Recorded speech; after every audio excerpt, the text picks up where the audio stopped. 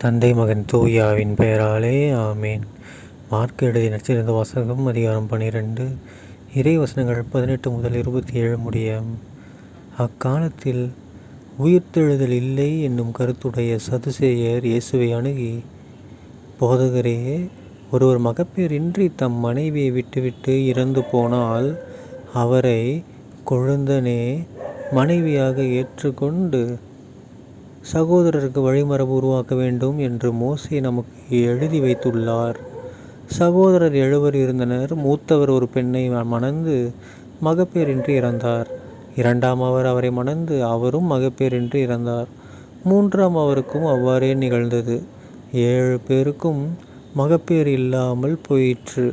அனைவருக்கும் கடைசியாக அப்பெண்ணும் இறந்தார். அவர்கள் உயிர்த்தெழும்போது அவர் அவர்களுள் யாருக்கு மனைவியாக இருப்பார்? ஏனெனில் 7 அவரை மனைவியாக கொண்டிருந்தனரே என்று கேட்டனர். அதற்கு இயேசு அவர்களிடம், உங்களுக்கு மறைநூலும் தெரியாது, கடவுளின் வல்லமையும் தெரியாது. இதனால்தான் தவறான கருத்தை கொண்டிருக்கிறீர்கள். இறந்து உயிர்த்தெழும்போது யாரும் திருமணம் செய்து கொள்வதில்லை. மாறாக அவர்கள் விண்ணக தூதரைப் போல் இருப்பார்கள். இறந்தோர் உயிருடன் எழுப்பப்படுவதை பற்றி மோசேயின் நூலில் முட்புதர் பற்றிய நிகழ்ச்சியில் இவ்வாறு வாசித்தது இல்லையா? ஆபிரகாமின் கடவுள், ஈசாக்கின் கடவுள், யாக்கோபின் கடவுள் நானே என்று கடவுள் அவரிடம் சொன்னாரே. அவர் இறந்தோரின் கடவுள் அல்ல, மாறாக வாழ்வோரின் கடவுள். நீங்கள் தவறான கருத்து கொண்டிருக்கிறீர்கள் என்று கூறினார். ஆண்டவரின் அருள்வாக்கு.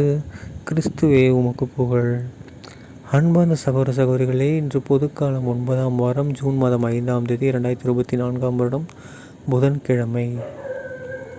இன்றைய நற்செய்தியில் நம்ம இயேசு கிறிஸ்து ஆண்டவர் சூப்பரான ஒரு விளக்கத்தை எடுத்து வருகிறார். ஓகேங்களா? இறந்த பின்னாடி நம்ம உயிர் தழுறதை பற்றி ஒரு சூப்பரான ஒரு முக்கியமான ஒரு விஷயத்தை எடுத்து வருகிறார். என்ன விஷயம்? நம்ம இயேசுவை குழப்பறதுக்காகவே கேள்வி கேட்குறானுங்க. ஓகேங்களா? என்ன கேட்குறாங்க? செத்த பின்னாடி ஒரு மனைவிக்கு ஒரே ஒரு பெண்ணு 7 பேரை மணந்திருந்தா செத்த பின்னாடி யாருக்கு மனைவியாக இருப்பா அப்படின்னு கேட்குறாங்க. அதுக்கு இயேசு என்ன சொல்கிறாரு? இறந்த பின்னாடி இருக்கக்கூடிய வாழ்க்கை வேறு, நாம் இப்போ வாழ்கிற வாழ்க்கை வேறு. இறந்த பின்னாடி உயிர் தெழும்போது நம்ம எல்லோரும் எப்படி இருப்போமா? தூதர்களைப் போல் இருப்போமா? ஓகேங்களா? விண்ணக தூதரை போல் இருப்போம். அப்போ நமக்கு என்ன இருக்காது? உடல் இருக்காது, ஒன்லி ஆன்மா. ஸோ அந்த ஆன்மாக்கள் போல தான் நம்ம இருப்போமே தவிர, உடலோடு இருந்தால் மட்டும் நமக்கு உடலுக்கு இச்சைக்குரிய வாழ்க்கை வாழ்ந்துட்டுருப்போம். ஓகேங்களா? ஆன்மாவாக மாறிட்டோம்னா அது எதுவுமே இருக்காது. அவங்க ஒரு ஆன்மா, அவ்வளோதான்.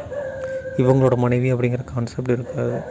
ஓகேங்களா? அது மட்டும் இல்லாமல் அந்த ஆன்மா எப்படி இருக்குமா? செத்துப்போன ஆன்மா கிடையாது, வாழும் ஆன்மா.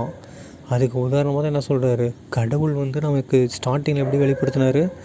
ஆபிரகாமின் கடவுள், ஈசாக்கின் கடவுள், யாக்கோபின் கடவுள் தான் வெளிப்படுத்தினார். கரெக்டுங்களா?